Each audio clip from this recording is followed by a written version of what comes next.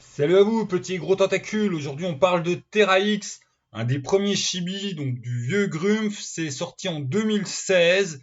Et puis, ça a très très bien vieilli. C'est tellement vieux que c'était à l'époque où dedans c'est écrit le meneur et les joueurs. Voilà, voilà.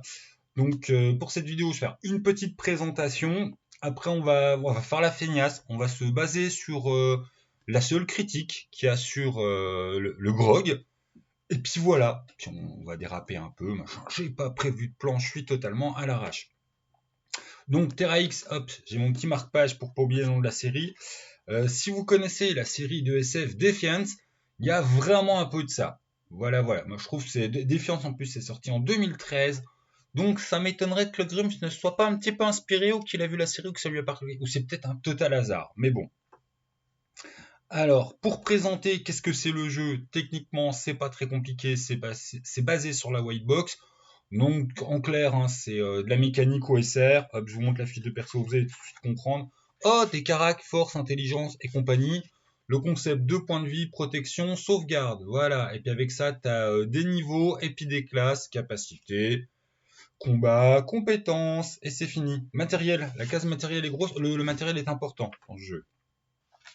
Alors, de quoi donc compte cause? Eh ben, je vais vous lire la genèse du monde, comme ça je suis une feignasse. Terra X.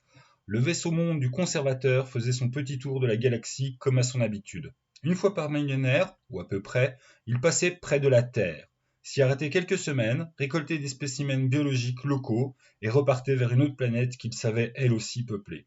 Son astronaute, de la taille d'une petite lune, regorgeait d'échantillons incroyables, parfois libres d'aller et venir, de le servir et de se mêler aux autres passagers, parfois soigneusement conditionnés et compartimentés en fonction de la menace qu'ils représentaient ou de leur toxicité. Cette année-là, le conservateur eut un léger problème.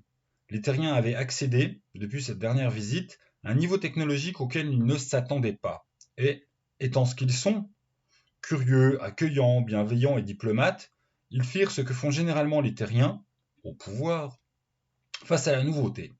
Ils commencèrent par ouvrir le feu avant de poser des questions. Et quand on tire avec des munitions Gauss depuis des satellites de défense orbitale, il arrive que même les plus gros vaisseaux, de la taille d'une lune par exemple, connaissent quelques dysfonctionnements définitifs. Le vaisseau monde s'écrasa donc sur Terre, quelque part en Asie centrale. Ce ne fut pas un crash cataclysmique, mais une sorte d'atterrissage forcé douloureux, dont le vaisseau monde ne sortit pas indemne. En tout cas, il ne pouvait plus repartir.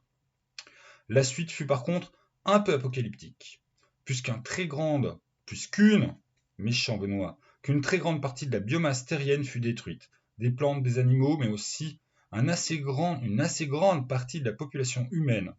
C'est que, du vaisseau éventré et des milliers de capsules de secours qui furent lâchées dans l'atmosphère au cours de la chute, jaillirent des créatures de toutes sortes, des plantes, des champignons, des algues, des mousses, et toute une faune et une flore extraterrestres, et des virus, et des bactéries, et des bacilles. Ainsi débuta la xénoformation de la Terre. Des maladies inconnues et mortelles qui décimèrent les espèces, des plantes qui s'imposèrent, changèrent la composition chimique des sols et de l'atmosphère, de nouveaux prédateurs et de nouvelles proies qui s'insérèrent dans la chaîne alimentaire. Il fallut un temps pour que les choses s'équilibrent, durant lequel la civilisation disparut. L'humanité survivante rencontra les xénos du vaisseau monde, tout aussi malades, désorientés et éperdus, qui fuyaient la région du crash. Ici, ça tourna à l'affrontement, là, à l'entraide et à la coopération. Les biotopes terriens et xénos se mélangèrent, certains plus hostiles ou plus étranges que d'autres. 60 ans après l'accident, la Terre ne se ressemble plus. On l'appelle désormais Terra X. Je vais juste vous lire le tout petit début de ce qui suit, qui se nomme Ce que l'on joue, qui va énormément faire écho à l'interview du Grumpf, qui est sortie cette semaine. La semaine dernière, je sais pas quand c'est que j'upload cette vidéo. La vie des personnages, éventuellement de leurs proches, est précaire, difficile et peut s'arrêter à n'importe quel moment sur un coup de malchance. Que vont-ils faire pour changer ça? Voilà le point de départ de Terra X. Il est sous-titré Xeno Western. Là où c'est important de le mettre, c'est pas en fait sur le. Comment dire? C'est pas sur l'ambiance esthétique des westerns que c'est un western. C'est vraiment sur l'ambiance magouille et compagnie. Les exemples qu'il donne, qui sont assez simples à comprendre, c'est le côté tout sauvage des zones franches, genre les gros propriétaires terriens qui se sentent plus puissés, qui exproprient tout le monde parce que voilà, ils ont plus de pognon et de force que les autres. le fils du gros propriétaire terrien qui est un gros bâtard et qui se conduit comme un jeune noble qui a le droit de cuissage partout dans la ville. Le petit gars qui a son grange dans son coin puis qui essaye de survivre tant bien mal que se peut. Les interactions aussi entre voilà, les colons blancs et puis les indigènes indiens, amérindiens. Enfin, tout ça, en fait, c'est dans l'essence du côté western qu'il y a dans le Xenoverse. Et il conseille vraiment d'aller taper là-dedans pour créer des scénars et puis avoir des ambiances. Il y a un gros scénar à la fin, hein, en plus, quoi, c'est cadeau. Donc du coup, c'est un peu tout ça, Terra X. Bon, là, il parle du Xeno-Western, gna gna. Après, les 5 règles selon Grumpf. Bon, et je vais pas vous faire toute l'intro, parce que sinon, on n'a pas fini, mais c'est percutant et intéressant. Je voulais insister sur ça en début de vidéo, parce que c'est un des seuls points où je suis en désaccord avec la critique du GROG que je vais vous lire. Donc, c'est une critique de monsieur Huo Dano, que je le cite, qu'il note à 5, parce que je suis à peu près d'accord avec pas mal de choses qu'il dit, mais je vais nuancer certains trucs. Terra X, c'est copieux et on en redemande. Le moteur du jeu est sympa et classique, un des 20 plus bonus, des sauvegardes, des niveaux, des points de vie, des classes, tout ce que je vous ai déjà dit. Mais, comme quasiment tous les ouvrages de Chibi, c'est pour les outils destinés au MJ que Terra X se démarque. Ouais, mais pas seulement, en fait. Hein. La xénomorphisation de la Terre sortie en 2016, bon, il y avait déjà quelques jeux sur ce thème, mais c'est pas un thème, c'est pas du Medfan. Hein. C'est pas le thème de jeu de rôle que tu as une sortie par mois. Donc lui, en fait, il est complètement, je vous lis, hein, vous allez faire la conclusion vous-même, ce sont des outils qui vont servir pour tous les scénarios, peu importe le jeu de rôle, qui se passe dans un milieu naturel. Des tables, de la vulgarisation, du vocabulaire pour les plantes, les forêts, les plaines, les outils pour explorer ces milieux naturels, des tables pour créer des environnements, les peupler, les remplir de technologies plus ou moins hautes avec des conseils et la technique pour utiliser tout ça. Il y a des conseils judicieux de maîtrise de partie, des factions. Il y a énormément de factions. On joue pas du tout sur l'ensemble de la Terre. On est zoomé près de Saint-Pétersbourg. Et putain, j'ai pas compté les factions, mais il y en a plus de 10. Hein.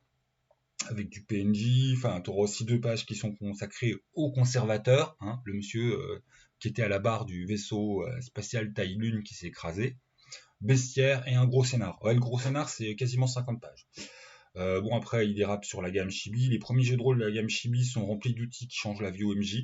C'est pas faux. Terra X, pour lui, c'est tout ce qui est milieu naturel et exploration. Nanochrome 2 pour tous les milieux urbains. White Light pour la création d'organisations et leur utilisation en jeu. Dragon de Poche 2 pour le Medfan et le bac à sable.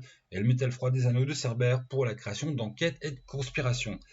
Et on finira par Terra X offre un cadre inspiré de thématiques western, la frontière, la loi, le sauvage, la recherche d'orientation sociale, la technologie, et ajoute de la science-fiction. Il y a plus qu'assez de factions à faire jouer. Ah, tu m'étonnes, Jean-Paul. De villes à visiter et de landes à parcourir. Oui, on n'est pas à l'époque où Grump vise du minimalisme. On a du minimalisme au niveau des règles. C'est même la loi numéro 1 du jeu, la règle numéro 1 du jeu de rôle selon lui. Mais alors par contre, niveau background et puis aide de jeu pour remplir ton univers, c'est les 2 tiers du bouquin. T'as à manger, t'as à manger, t'as à manger. Il y a plus qu'assez de factions à jouer, du village, gna gna gna gna. Le tout avec suffisamment d'impulsion d'aventure pour durer longtemps. Ouais, on avait la même idée. Hein. Effectivement, avec ça, en temps de jeu, tu joues des années. Il y a vraiment de quoi jouer des années. Vous allez peut-être vous lasser en fait du thème et puis avoir envie de jouer autre chose. Mais en termes de matériel, pour donner de l'inspiration au MJ et puis pour pouvoir faire évoluer des personnages, c'est en termes d'années. Je ne vais pas dire des décennies, mais tu peux bien jouer une dizaine d'années avant d'épuiser le truc. Mais, et j'insiste, c'est là que nous avons un gros désaccord, le trésor se trouve dans les conseils de maîtrise, les présentations des milieux naturels, et leur utilisation, car adaptable à tout autre jeu de rôle. Alors c'est à la fois vrai et c'est quand même des choses qu'on retrouve en filigrane dans d'autres, comme il le notait, hein, dans d'autres œuvres du Grumpf, chez Chibi ou ailleurs. Et c'est pour ça que j'ai commencé par vous présenter l'univers, parce que je trouve que c'est une critique qui, même si elle est louange plus, surtout l'aspect aide de jeu et travail d'aide au MJ qu'apporte le Grumpf, je trouve qu'il rend pas honneur justement au côté. Enfin, moi, je trouve le monde super accrochant. Tout ce qui est au niveau des factions, enfin du bestiaire, tout ce qui est donné pour faire vivre ce monde est vraiment intéressant. Et quand il note que les classes, du coup, elles sont par exemple bien vues, on peut, alors les classes, hein, comme d'hab, tu vas voir Tes origines, tu peux être humain Xenos. Attention, c'est comme le vieux DD, certaines classes sont des espèces de Xenos. Mais en fait, il y a tellement de types de Xenos différents que tu peux très bien dire que tu joues telle classe, un Xenos ou un humain, sans que ça rentre en ligne de compte mécanique sur ta fiche de perso. En fait, le Xenos, il marche comme un humain, c'est les mêmes caractères, machin, on s'en fout. Et en fait, c'est les Xenos qui ont des pouvoirs un peu particuliers qui sont des classes. Voilà, mais sinon, tu peux tout à fait dire que tu joues un Xenos qui est bleu et puis qui a des petites branchies. Enfin, tant que ça n'a pas d'impact mécanique ou que c'est un truc que tu peux fabriquer toi-même à table, avec numéro 1, allez-y, lâchez-vous. Donc bon, alors on a l'accusateur. Sa capacité spéciale, en fait, c'est il va pouvoir gratter des indices. C'est un flic enquêteur, en gros. Bon, sauf que la police, à cette époque, va peut-être vous montrer les dessins aussi, parce que ça fait partie du charme. Donc l'accusateur. On notera que la table de progression de XP, c'est à l'ancienne, au sens que les classes sont déséquilibrées. Et ce qui remet de l'équilibre entre les classes, c'est que plus tu as une classe en fait qui est forte, plus il va falloir gratter du XP pour monter de niveau, mon loulou. Donc les classes sont déséquilibrées et l'équilibre se refait par derrière en fait au niveau des XP. À noter aussi que le multiclassage est tout à fait possible et qu'on choisit par le multiclassage, vous avez les deux classes à la fois, vous avez le plus avantageux des deux. Par contre, la règle, c'est que ton tableau d'XP, c'est ton tableau d'XP le plus cher, plus la moitié des XP de l'autre classe. Donc, tu as vraiment une super classe, mais qui vraiment coûte beaucoup plus à monter. Donc, l'accusateur, bon, bah lui, voilà, un spécial enquêteur, il peut avoir des indices. L'amphipio, alors lui, c'est le méga adaptable, en fait. Il craint aucun environnement, au sens il est capable de bouffer de la rouille, il est capable de boire des liquides de batterie pour survivre. Voilà, c'est le truc. Il est méga commensal avec tout ce qui passe, il s'adapte à tout. Le chenillard, il a un vieux véhicule. Je vous dis que le matériel c'est important. Tu as des armures futuristes, mais tu vas voir aussi tu vas, tu vas pouvoir customiser tes gros matos, genre tes armures de combat ou le robot, il peut se customiser, parce qu'on peut jouer aussi du robot. Et lui, en fait, quand il va monter de niveau, il va customiser son super char d'assaut, voiture, ce qu'il veut. Chien de guerre, c'est le mec qui se bat mieux et puis qui a plus d'attaques sur ses ennemis. Attention, c'est le seul point de tout le bouquin où j'avais envie d'embêter Grump. Il a fallu que je relise 2-3 fois la capacité pour me dire ouais. En clair, tu as une attaque supplémentaire sur chaque créature qui a un dé de vie ou moins par round. Par contre, pour des créatures qui ont plus, tu as seulement une attaque supplémentaire. Mais tu sais pas si c'est une attaque supplémentaire par bestiole ou une attaque supplémentaire par rune. Bon, à mon sens, en fait, c'est juste, voilà, si vous avez 4 opposants, ils ont tous 3 plus de vie, t'as une attaque supplémentaire dans ton rune à mettre sur n'importe lequel. Puis bon, plus tu montes, genre au niveau 4, t'en as encore une, puis au niveau 7, t'en as encore une. Enfin voilà, bon. On a beau être fan, c'est pas pour autant qu'on va passer les petits machins au 11e. Là, j'ai pas compris, et il a fallu relire plusieurs fois, il a fallu trancher. Le débot, bon bah lui c'est un super tireur, robot, hein, hop. Ajoute son niveau de dégâts qu'il inflige avec les armes à distance. Le diolite, dans son petit, dans son petit scaphandre. Le seul dont sa capacité, c'est aussi un des avantages. En fait, il n'est pas du tout adapté au xéno-environnement de la Terre AX. Du coup, il est obligé de vivre dans son scaphandre à quel tu ajoutes des trucs, puis qu'il est résistant, puis il est bien. Mais voilà, c'est à la fois sa force et sa faiblesse, hein, parce que scaphandre cassé, diolite mal barré.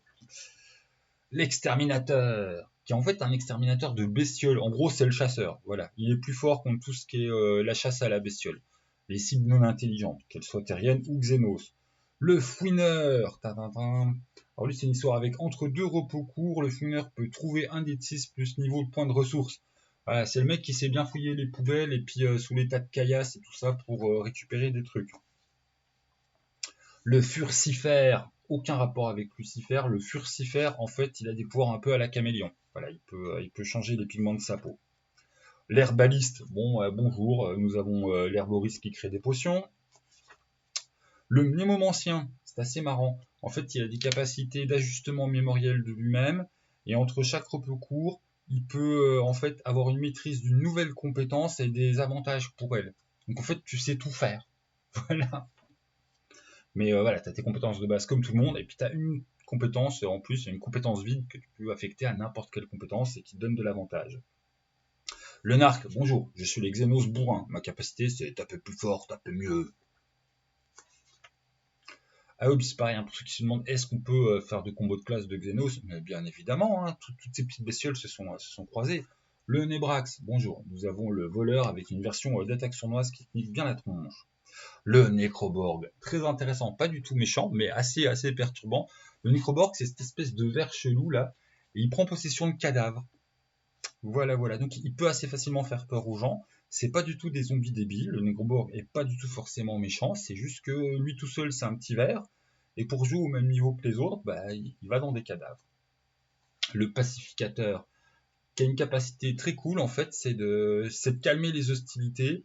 Et c'est une fois par niveau machin, il va pouvoir, avec des créatures intelligentes et agressives, tenter de faire des pourparlers, puis de calmer le jeu, puis de trouver des trucs de négociation. J'y arrive le chaton. Le rafistoleur, bon bah voilà, hein. Ah, il a des capacités à son nom. Oh, il peut bricoler des gadgets. Attention, le rafistoleur est méga cheaté. En fait, en créant des gadgets, au bout d'un moment, il en a tellement qu'il peut vraiment faire des combos de gadgets très bien.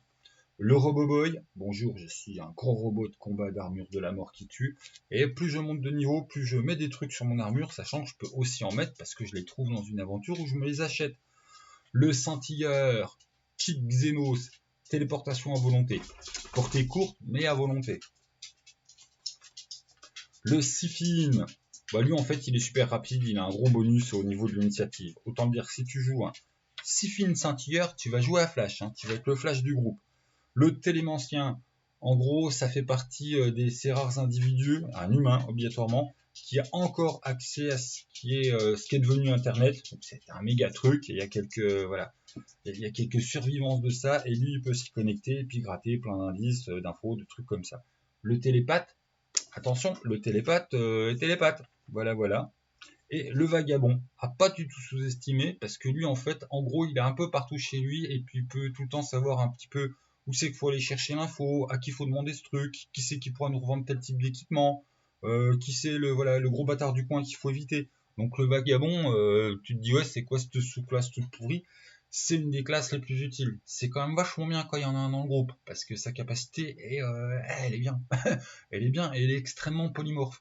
C'est moins fort que tous ceux qui ont des capacités de grattage d'infos, mais ça couvre quasiment tout. Voilà, donc ça c'est très très fort. Alors, les factions, il y en a à foison, mais vraiment. Tu as par exemple, hop, une table sur la météorologie. Enfin, c'est absolument débordant. C'est vraiment du tout beau, tout bon. Quelque chose de très dense, du très très bon chibi. J'avais fait une vieille vidéo dessus, je sais plus du tout ce que je raconte dedans. T'as du bestiaire, voilà, bestiaire très inspiré. Puis comme vous l'avez vu, hein, il y a déjà beaucoup de classes qui sont données, mais vous voulez partir en délire. Enfin, tout à l'heure, je commençais à fantasmer sur du Xenos amphibie. Bah, tu te fais ton Xenos amphibie si tu veux, il n'y a pas de souci. Voilà. Donc c'est vraiment un appel à la créativité, mais en plus, tu as énormément qui t'est donné pour avoir un socle très solide à la base. Voilà. Donc bonne découverte à vous de Terra X. Je fais mon boulot comme il faut. J'irai chercher au moment de la mise en ligne de la vidéo à combien c'est PDF, machin, tout ça, les prix. Et le nombre de pages de Terra X, je peux le dire, j'ai le bouquin sous la main. On a plus de 400 pages. Hein, voilà. On doit être sur du 404. Et je ne compte pas les petites blagues blanches débiles. Et puis c'est dense. Hein. C'est pas 400 pages. Il y a presque pas assez d'illustrations. Tellement il y a de texte excédent, c'est que. Vous voyez, il y a des illustrations sympas, mais elles sont pas. Voilà, là où il y en a le plus, en fait, c'est dans les classes de perso. Hein. C'est du très bon, tu joues des années. Voilà, en temps de jeu, du tout en un pour une petite dizaine d'années. Voilà. Donc bon jeu à vous, bonne découverte, et puis salut les gens, à bientôt. Hop.